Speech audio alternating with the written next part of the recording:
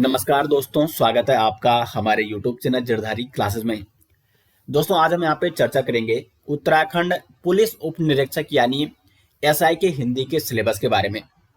बहुत सारे अभ्यर्थियों के कमेंट्स आए थे। बहुत सारे अभ्यर्थियों के मत थे कि सर एक बार हिंदी के सिलेबस को एक्सप्लेन किया जाए। हिंदी के सिलेबस को हमें किस प्रकार से इसकी तैयारी करनी है, क्योंकि 100 नंबर का ये सिलेबस है, 100 क्वेश्चन यहाँ से पूछे जाएंगे।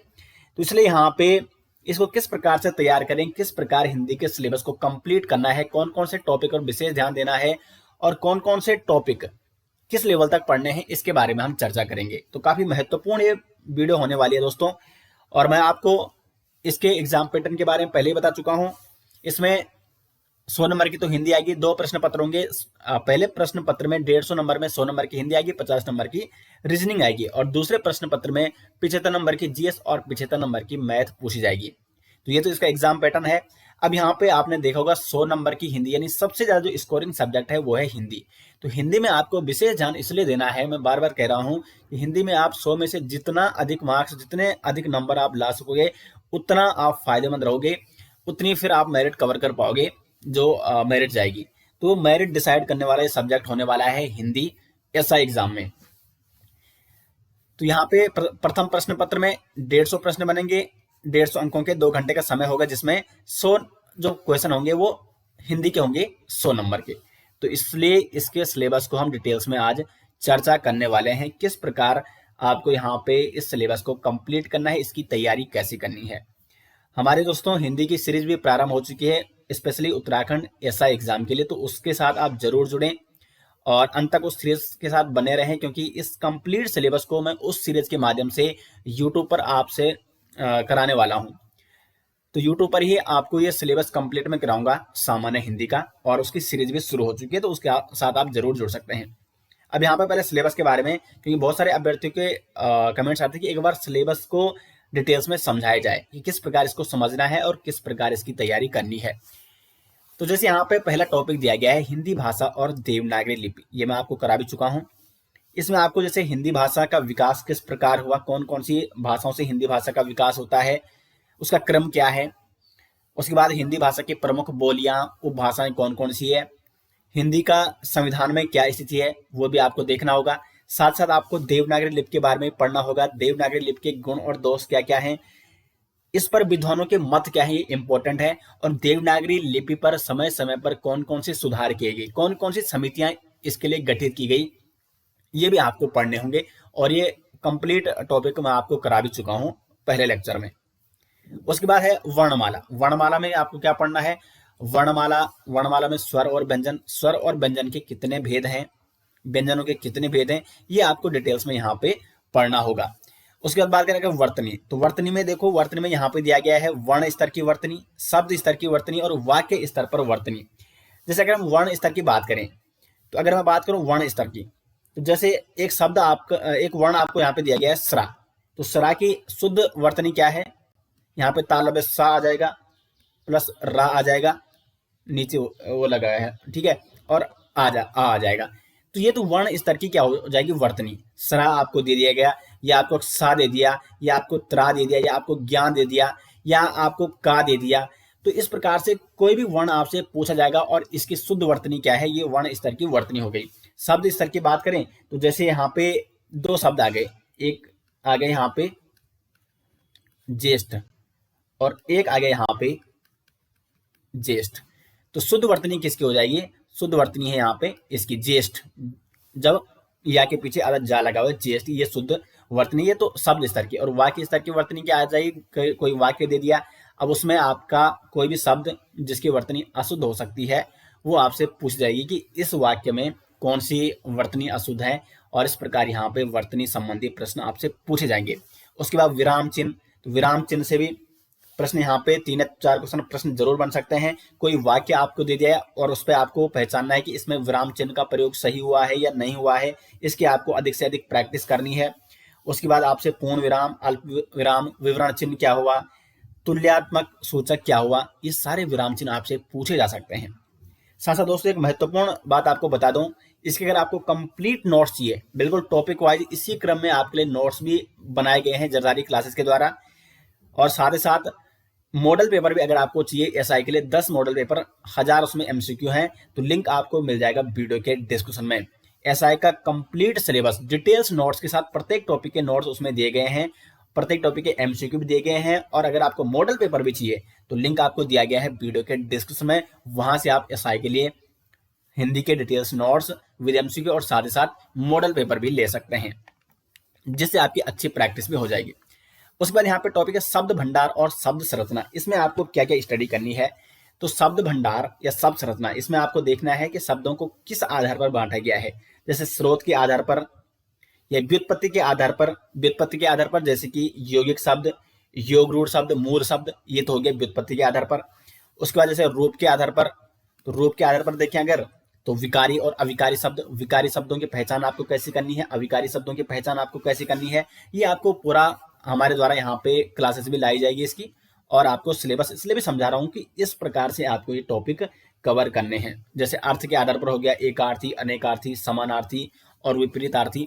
और फिर इन प्रत्येक शब्दों को, जो प्रत्येक टाइप है शब्द के, जैसे यौगिक और योग रूढ़ को आपको डिटेल्स में पढ़ना है, विकारी अविकारी को भी, और समानार्थी, अनेकार्थी, विपरीतार्थी यानी विलोम शब्द, इनको फिर आपको अलग से डिटेल्स में क्या करना है, पढ़ना है। और हिंदी में एक और चीज इंपॉर्टेंट है दोस्तों, कि जैसे आप कोई भी टॉपिक कंप्लीट करते हो, या अगर आप हमारी क्लासेस फॉलो करते हैं और हमारी क्लासेस के माध्यम से आपने एक टॉपिक कंप्लीट कर दिया है, एक लेक्चर कंप्लीट कर दिया है, तो उसके बाद आपको उसके नोट्स एक बार जरूर देख लेने हैं, और फिर आपको एमसीक्यू, उसके क्वेश्चन अधिक से अधिक प्रैक्टिस करें, क्योंकि अभी इसमें काफी लंबा समय है एसआई एग्जाम में। तो अभी से अगर आप अपनी तैयारी करोगे तो उतना आपको फ्यूचर में फायदा मिलेगा। तो जितने ज्यादा आप क्वेश्चन, जितने ज्यादा आप एमसीक्यू सॉल्व कर सको, कहीं से भी, बहुत सारे सोर्स हैं एमसीक्यू, कोई बुक्स होगी आपके पास, या आप ऑनलाइन भी एमसीक्यू कर सकते हैं, कवर कर सकते हैं, या आप मॉडल पेपर से एमसीक्यू कवर कर सकते हैं, या गूगल से। तो कहीं से भी आप एमसीक्यू जितने ज्यादा, और पुराने पेपरों को भी देखें कि किस प्रकार के प्रश्न प्रत्येक टॉपिक से किस प्रकार के प्रश्न पूछे जाते हैं। तो इसी माध्यम से अगर आपकी ये स्ट्रेटेजी रहती है तो फिर आप अधिक से अधिक स्कोर कर पाओगे। उसके बाद यहाँ पे शब्द भंडार, तत्सम तद्भव शब्द। तत्सम तद्भव शब्द, अब देखो इतने सारे तत्सम तद्भव शब्द हैं, तो आप देखेंगे किस प्रकार के प्रश्न एग्जाम में पूछे जाते हैं, और इनकी पहचान करने का कोई ना कोई कॉन्सेप्ट तो होता है, कैसे इनकी पहचान करनी है, तो ये भी मैं आपको बताऊंगा किस प्रकार आपको तत्सम तद्भव की पहचान करनी है। देशज और विदेशज यानी आगत शब्द, जो विदेशी भाषाओं से हमारी भाषा में, हिंदी भाषा में शब्द आ रखे हैं, जैसे अरबी से, फारसी से, तुर्की से, तो वो कौन कौन से शब्द हैं जो हमारी भाषाओं में विदेशी भाषाओं से आ रखे हैं, इसका भी कोई ना कोई कॉन्सेप्ट होता है, वो मैं आपको बताऊंगा कि किस प्रकार आपको देश और विदेशी शब्दों की पहचान करनी है। उसके बाद पर्यायवाची हो गया, विलोम, एकार्थी, अनेकार्थी शब्द। अनेकार्थी शब्द यानी किसी एक शब्द के जब अनेक अर्थ होते हैं, जैसे एक एग्जाम्पल मैं आपको दे दूं, द्विज। तो जो द्विज शब्द है, ये किस किस के लिए प्रयोग होता है, ये होता है पक्षी के लिए प्रयोग होता है द्विज शब्द, ब्राह्मण के लिए प्रयोग होता है, ब्राह्मण, और चंद्रमा के लिए भी ये प्रयुक्त होता है। तो एक शब्द के जब अनेक अर्थ है, द्विज के पक्षी भी इसका अर्थ है, ब्राह्मण भी अर्थ है, चंद्रमा भी इसका अर्थ है, तो इस प्रकार के शब्दों को भी आपको, इनकी भी स्टडी आपको करनी है। उसके बाद हो गया श्रुति सम भिन्नार्थक शब्द, यानी भिन्नार्थक, श्रुति सम मतलब दिखने में वो समान है, दिखने में और पढ़ने में और सुनने में वो समान लगता है, लेकिन उनके अर्थ अलग अलग होते हैं। जैसे अगर मैं एक एग्जाम्पल आपको बता दूं, यहाँ पे एक शब्द है अवसान, अवसान, और एक शब्द है आसान। तो देखो ये दिखने में और सुनने में और लिखने में दोनों लगभग क्या है, एक समान ये दिखाई दे रहे हैं, एक समान लगभग लग रहे हैं, एक समान तो नहीं है, लेकिन ये आभास करा रहे हैं कि अवसान और आसान लगभग उच्चारण में ऐसे लग रहे हैं कि एक समान है। लेकिन अवसान का मतलब होता है समाप्ति, और आसान का मतलब होता है सरल। तो ये आपको श्रुतिसम भिन्नार्थक शब्दों में पढ़ने हैं। ठीक है, ये नोट्स भी आपको डिटेल्स में मिल जाएंगे, लिंक आपको दिया गया है वीडियो के डिस्क्रिप्शन में, प्रत्येक टॉपिक के नोट्स। उसके बाद समानार्थी शब्द, ये हो गया, इनमें सभी में सूक्ष्म डिफरेंस क्या है वो तो आप जब एग्जाम्पल देखोगे तो आपको डिफरेंस भी लग जाएगा। उसके बाद यहाँ पे उपसर्ग प्रत्यय हो गए। उसके बाद संज्ञा और सर्वनाम को आपको देखना है, संज्ञा और सर्वनाम के जो भेद हैं इनको आपको डिटेल्स में पढ़ना होगा। उसके बाद यहाँ पे क्रिया, तो क्रिया और क्रिया विशेषण और क्रिया के कितने भेद हैं। अब देखो अधिकांश क्वेश्चन जैसे बनते हैं कि पूर्वकालिक और प्रेरणार्थक क्रिया या संयुक्त क्रिया, यहाँ से अधिकांश तक क्वेश्चन अब पूछे जाते हैं। उसके बाद लिंग और वचन हो गए, विशेषण, क्रिया विशेषण और अव्यय यानी अविकारी शब्द, इनकी भी आपको पहचान करनी है, इनकी पहचान करनी आपको आनी चाहिए। ये सारे टॉपिक शब्द संरचना में आ गए, ठीक है। उसके बाद आता है संधि। तो संधि में आपको तीनों संधि, स्वर संधि, स्वर संधि के जितने भी भेद हैं वो आपको पढ़ने हैं, व्यंजन संधि और विसर्ग संधि। स्वर संधि के जितने भी भेद हैं इनकी आपको पहचान कैसे करनी है ये आपको जानना होगा। स्वर संधि को भी आपको जो संधि है, ठीक है, तीनों टॉपिक स्वर संधि, व्यंजन संधि और विसर्ग संधि, इनके पहचान आपको करनी है। और इसमें भी आप जितने ज्यादा एमसीक्यू कर पाओगे वो आपको करने होंगे, क्योंकि संधि से भी लगभग 7 या 8 क्वेश्चन जरूर पूछे जाएंगे। उसके बाद अगर पद विन्यास की बात करें तो एक तो इसमें पदक्रम, वाक्य और वाक्य के भेद पूछे जाएंगे, वाक्य और वाक्य के भेद, और साथ साथ वाक्य शुद्धि, ये महत्वपूर्ण है, ठीक है। वाक्य शुद्धि भी आपसे पूछी जाएगी यहाँ पे। और वाक्य के भेद बहुत सारे जैसे क्वेश्चन आ गए तो उसमें यहाँ पे सरल वाक्य है, संयुक्त वाक्य है, मिश्र वाक्य है, मिश्रित वाक्य है, इस प्रकार के प्रश्न आपसे पूछे जाएंगे।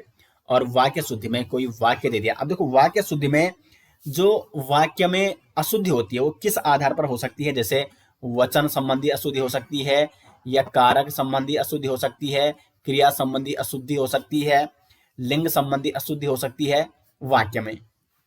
तो इस प्रकार इनके आधार पर आपको क्या करना है, वाक्य शुद्धि वाला टॉपिक कवर करना है।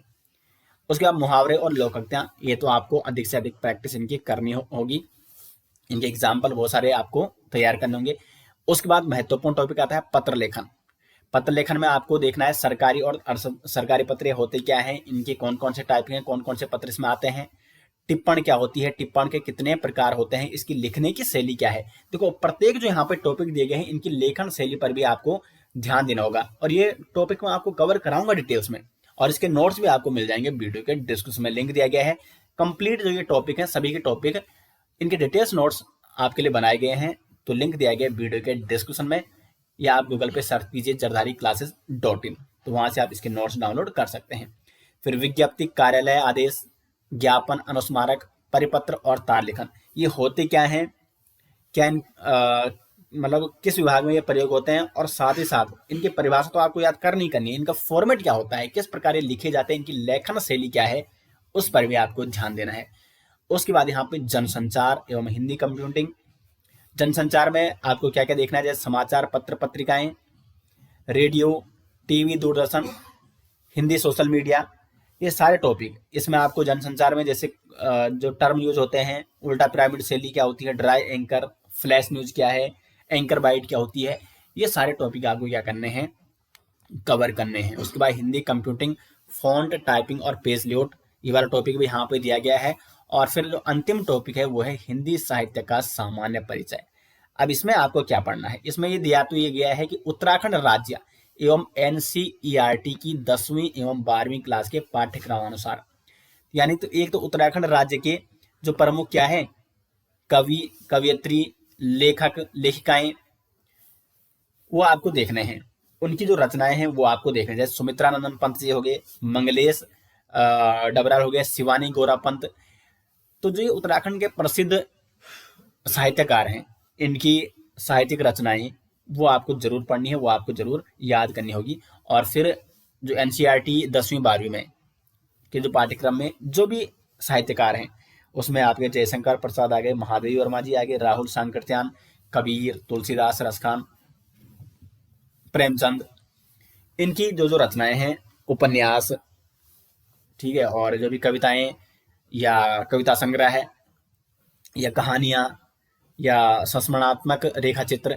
मन्नू भंडारी जो साहित्यकार हैं, इनके सभी रचनाओं को आपको देखना होगा। और ये टॉपिक भी मैं आपको कंप्लीट करा दूंगा, इसमें आपको निश्चिंत रहना है, ठीक है। तो ये मैंने आपको सिलेबस यहाँ पे पूरा डिटेल्स बता दिया है कि किस किस प्रकार आपको प्रत्येक टॉपिक को कवर करना है, और इसके नोट्स, प्रत्येक टॉपिक के नोट्स भी आपको प्रोवाइड किए जाएंगे, लिंक आपको दिया गया है इसी वीडियो के डिस्क्रिप्शन में, तो वहां से आप नोट्स डाउनलोड कर सकते हैं। और साथ ही साथ जैसे मैं आपको पहले बता चुका हूँ, मॉडल पेपर भी आपके लिए तैयार है, 10 मॉडल पेपर, और प्रत्येक मॉडल पेपर 100 नंबर का है, यानी जैसे कि एसआई एग्जाम में ये 100 नंबर का एग्जाम होने वाला है, तो उसी के आधार पर ये बनाया गया है। तो यहाँ पे लगभग टोटल 1000 प्रश्न, तो 1000 एमसीक्यू भी इसमें आप सॉल्व कर सकते हो इसके माध्यम से। इसका लिंक भी आपको दिया गया है वीडियो के डिस्क्रिप्शन में। तो उम्मीद करते हैं दोस्तों वीडियो आपको पसंद आई। मिलते हैं नेक्स्ट वीडियो, तब तक के लिए धन्यवाद।